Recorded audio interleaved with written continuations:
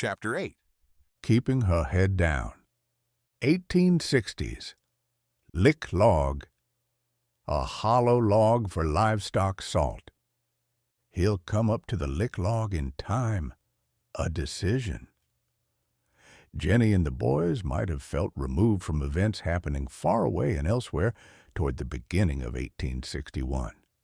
Yet in November of 1860, the election of Abraham Lincoln defeated the incumbent President James Buchanan. Before Lincoln's inauguration, 11 Southern states had seceded from the Union. Just weeks after his swearing in, the rebels fired on Fort Sumter, and the war began. As the Civil War began in haste, Jenny knew that she would need to plow and plant to feed her family and livestock. After Abraham Lincoln was elected, the Southern states had appointed their own president, Jefferson Davis, in February of 1861. While there were more pressing things than politics and war to tend to, Jenny had no husband nor sons to give to the war effort, being a widow with toddler boys. Instead, she worked hard, keeping her head down and tending to the endless chores and responsibilities of living on the frontier. The war dragged on for 4 years before ending, and the Reconstruction effort took another 20 years to bring some feeling of a union. Jenny didn't know how the headwinds of adversity would be so contrary to living in the South, nor did anyone else. At age 27, she was strong and determined to make it on her own when the war began. Hundreds of miles removed from the early conflict, she probably wasn't as concerned about men fighting a war as she was about a small family not starving. 4 out of 5 Americans still lived on farms in the 1860s. Most Americans ate what they grew, gathered, or hunted locally. Men typically hunted for wild game, but Jenny probably had little time to stalk an animal. Besides, there was no one to watch her boys, so she couldn't venture far from the cabin. She would have had to primarily grow food and store it for the winter. Corn was the primary grain, as it stored well. Dry beans could be shelled and stored for long periods of time. Vegetables could be stored in a cool place for a while, but the root cellar was where potatoes were kept all winter, along with hard squash and pumpkins. Turnips became a mainstay for many in drought years as they were planted and harvested in the fall.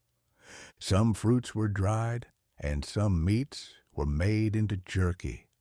Black walnuts were gathered and stored for winter use along with hickory nuts and chinquapin acorns.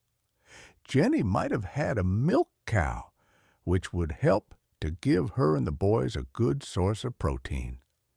Without refrigeration, a cool place was sought to help hold the milk from quick spoilage. The hand-dug well, or a spring house, could hold water temperatures in the mid to upper 50s Fahrenheit. Cold, sweet milk was a treat, as was the delicious cream when churned into sweet butter. In 1860, there might have been a trading post down Bear Creek where a few purchases could be made, but it's doubtful that shoes and cloth or clothing could be acquired short of going into Burroughsville, renamed Marshall after the war. Before the war created shortages and inflation, fresh beef cost 6 to 8 cents a pound. Potatoes cost 50 cents a bushel. Milk was 30 cents a gallon. Coffee was 32 cents a pound. Eggs were 20 cents per dozen. Granulated sugar was 10 cents a pound. Cornmeal only 2 cents per pound.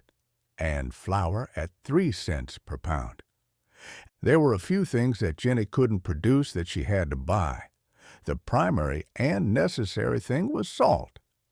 It was necessary to have salt to preserve pork and flavor foods, which was sold by the bushel. No natural source was nearby in the Ozarks, and a shortage of sodium sources had been a problem for earlier explorers and settlers. Lewis and Clark had spent the winter of 1805-1806 making salt from seawater by boiling it. During the war, salt sold as high as $2.50 a bushel.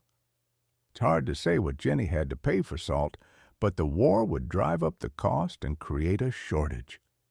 Many pioneers like Jenny made a hot drink from roots and leaves of various plants when there was no tea or coffee. Sweeteners, when available, could come from honey or molasses and some dried fruits. Mart and Billy probably had little cane sugar growing up. Food was about nourishment, but a watermelon or an apple would have been sweet and delightful to eat. Sweet potatoes, when baked or cooked, release a sugar that makes them tasty. Sweet taters grew well and stored well for a wintertime treat and needed calories. It was hard for most of those pioneers to make their clothing. While trappers and native Indians made their clothing from skins and hides, Jenny and her boys wore clothing made from cotton or wool, and shoes made mostly in a factory from leather. Basic shoes cost about $2 a pair. Cloth was most often used to make dresses or children's clothing, but young men wore bib overalls, which could range from $2 to $3. Clothing was worn until it was worn out. Often, children outgrew their clothes, and they were handed down to the next in age. Many of the poor families living in the Ozarks had clothing that had been mended. Most infants wore a gown, and some boys had to wear a hand-me-down dress due to poverty. Jenny probably had little to no money as the war progressed. Bartering, trading, was widely practiced in times of hardship and war. Farmers could barter produce to merchants for ready-made products. An egg was as good as gold for trading, but having extra eggs was difficult when you needed them for food to survive. A live chicken was easy to carry in a sack to make a trade.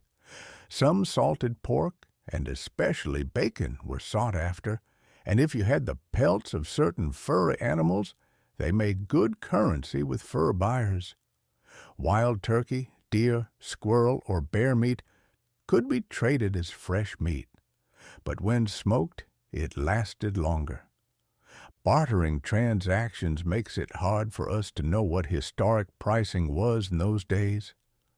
Shortages caused inflation, and the Civil War made the availability of most things expensive and rare. A muzzle-loading rifle using black powder was the common rifle owned by settlers. The war swallowed up the black powder and lead supplies, and many living in rural America had little to protect them or provide wild game. Most boys learned to make a slingshot, or how to throw a rock with accuracy to defend themselves, or knock a small animal or bird to the ground. Like previous generations of people, those who could improvise survived better. With the onset of war, Jenny and the boys, like other Americans, were the victims of a bad future they had no control over. Were you for slavery or against it? It was a non-issue for those just trying to survive and looking for some peace in life. Southern people were dragged into a war that could only hurt them and bring many unwanted changes at a severe cost. The worst and darkest days of our Union had begun when Jenny was trying to survive by staying in her hollow that she called home. Only time would tell if that was possible for a poor hen and her 2 chicks. With her head down from constant chores, Jenny must have gone about with many prayers asking God to strengthen her and protect them from so many dangers.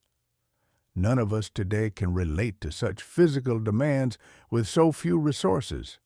Life without Alec would have driven most women into despair and made them give up. But she took on the tasks one day at a time. Unending responsibilities With constant threats and living in isolation, I hope Jenny got some good sleep between mending the fire at night. Reflection. Much of America was still wild and untamed, but where migrants had settled building homes, clearing land, and establishing towns, there was division about who had the power to tell you how to live your life. Tension grew until war broke out and the Union was split. It was a war that would drag everyone into a long and hard decline. Would there be a Union left where life, liberty, and the pursuit of happiness could exist? A dark hour had come upon the land. Proclaim ye this among the Gentiles. Prepare war. Wake up the mighty men. Let all the men of war draw near. Let them come up. Beat your plowshares into swords and your pruning hooks into spears.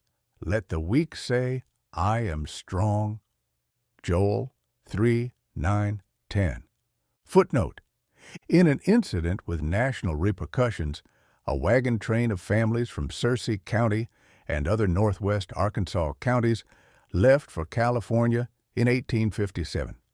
At Mountain Meadow, Utah, south of Salt Lake City, the caravan was attacked by several hundred Indians, a number of whom were later alleged to have been Mormons in disguise.